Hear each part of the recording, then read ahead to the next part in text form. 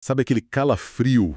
Aquele teste de automação que, assim, passa 10 vezes seguidas na sua máquina, Ah, sim, mas que quebra assim que vai para o servidor de integração contínua. sempre. O teste fantasma que falha aleatoriamente uma vez por dia, sem deixar rastro, e aí a gente fica lá olhando para um log de texto, tentando adivinhar o que foi que deu errado, é o purgatório de quem desenvolve, né? Totalmente. E é uma experiência que, nossa, consome uma energia absurda. É essa busca por um culpado que, na maioria das vezes, é a fragilidade da própria ferramenta de teste. Exato. Ferramentas mais antigas, né? Que não foram pensadas para a web dinâmica de hoje. Isso. E é por isso que a nossa análise hoje vai fuçar nas entranhas do Playwright para Python.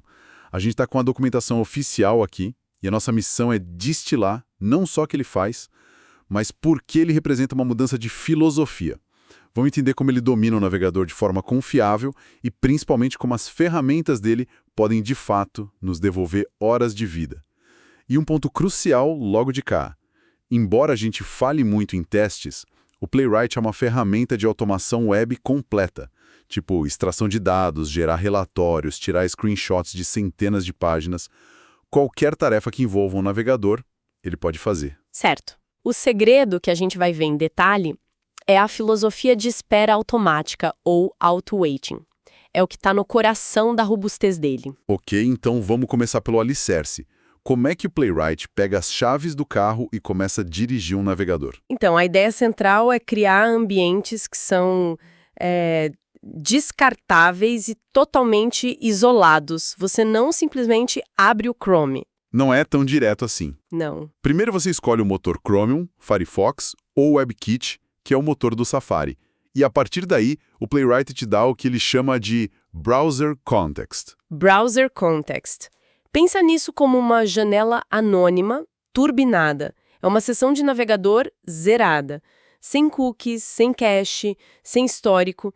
E dentro desse contexto, você pode abrir quantas abas ou pages quiser, com a garantia de que uma não vai interferir na outra. Isso parece ótimo na teoria para rodar testes em paralelo, por exemplo. Mas na prática, criar um contexto novinho em folha para cada teste não deixa a suite toda mais lenta? Qual é o trade-off aqui? Essa é a pergunta certa. E a resposta é surpreendente. O custo de criar um novo contexto é muito baixo. O Playwright foi otimizado para isso. Sério? Sim, o ganho em confiabilidade de saber que cada teste começa de um estado 100% limpo e previsível supera e muito os milissegundos a mais na inicialização.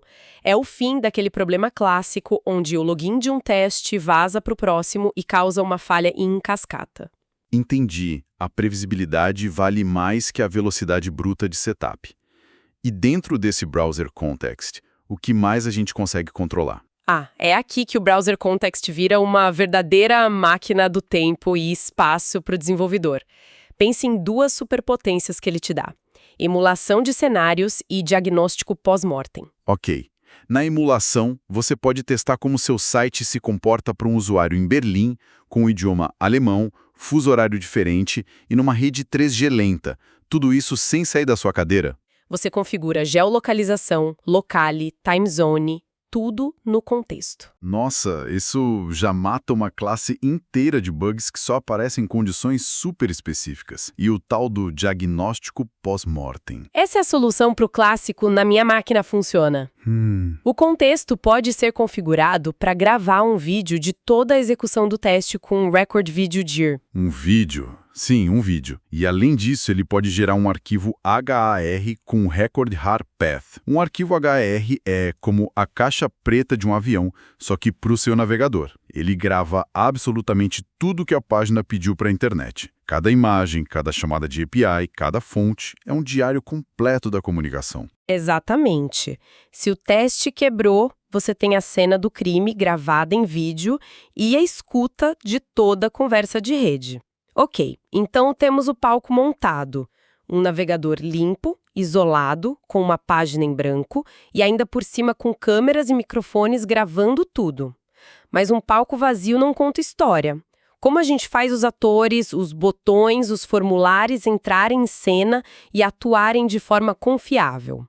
É aqui que a coisa costuma desandar. Exatamente.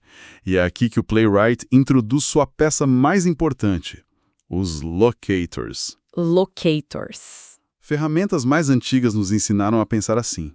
Primeiro, encontre o elemento X, depois guarde uma referência para ele, por fim, clique nessa referência.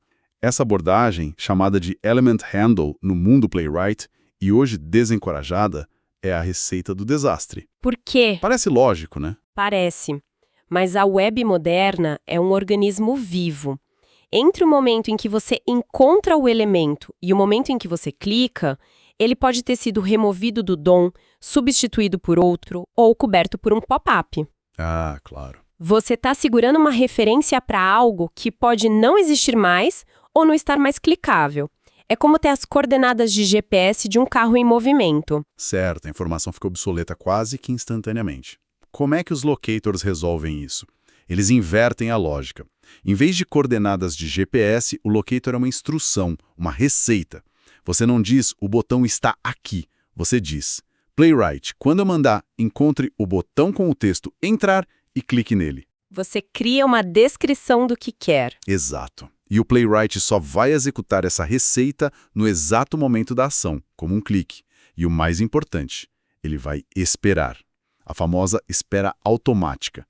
O que exatamente ele espera? Ele executa uma lista de checagens bem rigorosa antes de agir. O elemento está anexado à página, ele está visível, ele está estável, ou seja, não está no meio de uma animação, ele não está coberto por outro elemento, ele está habilitado para receber um clique. Só quando todas as respostas são sim é que a ação acontece. Senão, ele continua tentando até um tempo limite. Isso elimina, assim, 99% daquelas linhas de Sleep 5 que assombram os scripts de automação. E o que eu acho sensacional é como a escrita desses locators evoluiu. Você não precisa mais escrever seletores CSS ou XPath cabulosos. Você escreve de forma quase humana, né? Sim. Tipo page.getByRow.nameEntrar ou page.getByText.bem-vindo ao painel ou até page.getByLabel, nome de usuário. Isso não é só mais fácil de escrever. Muda a dinâmica de um time. O teste vira uma documentação que qualquer pessoa, até que não é da área técnica, consegue ler e entender. Totalmente. A intenção fica explícita no código. E, a partir do locator, as ações são super intuitivas. Ponto clique, ponto fill meu texto, ponto press enter. E ele lida com casos complexos de forma bem elegante. Tipo quais? Tem um menu que só aparece com o mouse em cima. Ponto hover. Precisa arrastar um item para um carrinho de compras. Ponto drag to. Até mesmo os temidos de frames são tratados de forma simples com o Frame Locator, que permite que você continue buscando elementos dentro do frame como se não houvesse fronteira. Ok. A interação com o que está na tela parece resolvida de forma muito robusta.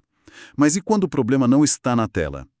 Muitas vezes, o comportamento de uma aplicação depende de uma resposta de API, que pode estar lenta, ou fora do ar, ou simplesmente retornar um dado que quebra a tela. Isso. Como testamos isso de forma isolada? Essa é a fronteira onde a automação de navegador começa a se misturar com testes de APIs. E a ferramenta para isso no Playwright é o page.root. Com ela, você se coloca no meio da comunicação entre a página e a internet. Você vira o homem do meio. Exatamente, e pode interceptar qualquer requisição de rede que a página tente fazer. E o que dá para fazer com uma requisição interceptada? Duas coisas poderosíssimas. A primeira é simplesmente abortar a requisição. Imagina uma página que carrega dezenas de scripts de rastreamento, anúncios ou fontes pesadas. Certo. Para o seu teste, que só quer verificar um formulário, isso é lixo. Você pode criar uma regra para abortar todas as requisições para domínios de analytics, por exemplo. O teste voa, porque a página carrega só o essencial. Isso já é um ganho de performance enorme. E a segunda coisa? É o mock de respostas. Com route.fulfill, em vez de deixar a requisição seguir para a internet, você mesmo devolve uma resposta. A página faz uma chamada para API Users. Mas essa chamada nunca chega no servidor real. O Playwright a intercepta e devolve um JSON que você montou ali na hora, no seu código de teste. Você pode simular respostas de sucesso, de erro 500, de usuário não encontrado, o que for. Isso muda completamente o jogo para quem testa front-end. Os testes se tornam 100% independentes do back-end. Podem rodar em qualquer lugar, a qualquer hora, de forma rápida e determinística. Mas interceptar várias chamadas de rede ao mesmo tempo e ainda interagir com a página parece algo complexo de orquestrar. É aí que a discussão de síncrono versus assíncrono entra em jogo. Exatamente. Você conectou os pontos perfeitamente. O Playwright oferece as duas APIs, a assíncrona, que é um código Python que a gente lê de cima para baixo, e a assíncrona, com async e await. Certo. Para a maioria dos scripts, a síncrona é mais simples e resolve. Mas em cenários como esse, onde você pode ter múltiplas chamadas de API acontecendo enquanto a página renderiza e você precisa reagir a eventos, Aí complica. aí a abordagem assíncrona, usando o async do Python, permite lidar com essa concorrência de forma muito mais eficiente e sem travar a execução. A escolha depende da complexidade do que você está orquestrando. Certo. Depois de interagir e talvez até mocar uma resposta de API, a gente precisa verificar se o resultado foi o esperado. Como fazemos as verificações? As asserções. As asserções seguem a mesmíssima filosofia de espera automática. A sintaxe é expect locator .toBeVisible. Essa linha não verifica uma única vez. Ela vai tentar por um tempo, esperando o elemento aparecer. Só falha se o tempo limite estourar. Evita falhas por causa de pequenas demoras na renderização. Exato. E para componentes complexos, tem uma técnica muito interessante chamada Snapshot Testing. Um snapshot da tela, uma imagem. Não da tela, mas da estrutura de acessibilidade. Com o expectLocator.match nas snapshots, ele não olha a cor do botão, mas sim o esqueleto semântico do componente. Seus papéis AR, nomes e estados. Entendi. Ele salva um arquivo com essa estrutura e nas próximas vezes compara para ver se algo mudou. É uma forma de garantir que a estrutura de um componente complexo, tipo um date picker, não foi quebrada acidentalmente, sem precisar de 20 asserções separadas. Ok, preciso confessar. De tudo que a gente viu, o Trace Viewer é a ferramenta que me faria trocar de tecnologia amanhã. A quantidade de horas que eu já perdi tentando adivinhar o que aconteceu num servidor de CI, a ideia de ter uma gravação interativa de tudo parece ficção científica. Eu me lembro de um teste que a gente apelidou de O Vampiro. Ele só falhava de madrugada no CI e nunca na nossa máquina. Nossa! Ficamos dias nele. Com uma ferramenta como o Trace Viewer, teríamos resolvido em 15 minutos. É realmente transformador. Ao habilitar o tracing, o Playwright gera um arquivo zip no final. E quando você abre esse arquivo, ele te dá uma aplicação web completa. E o que tem lá dentro? É um dossiê completo da execução. Você tem uma linha do tempo de cada ação. Page.goto, locator.click, expect.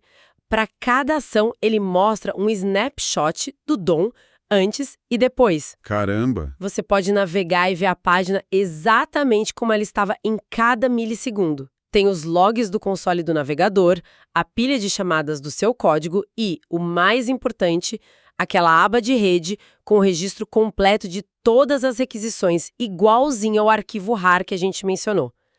É a resposta definitiva para o que aconteceu. Como ter o replay de uma partida de videogame podendo pausar e olhar de todos os ângulos. E para quem está desenvolvendo e quer algo mais rápido, mais interativo... Aí tem o page.pause. É só colocar essa linha no meio do seu script.